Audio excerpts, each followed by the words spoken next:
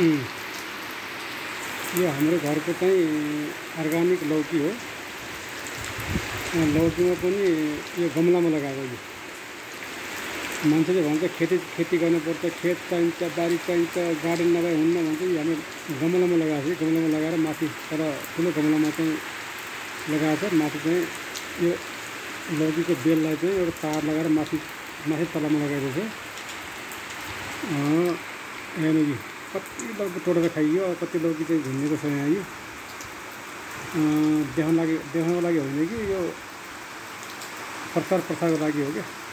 गमलामा पनि यस्तो हुँदो रहेछ भनेर चाहिँ देखाउनको लागि हो यो। यहाँ यस्तो छ यी कति मिर्च, जो बाह्रैमासे पनि मिर्च छ यहाँ। यी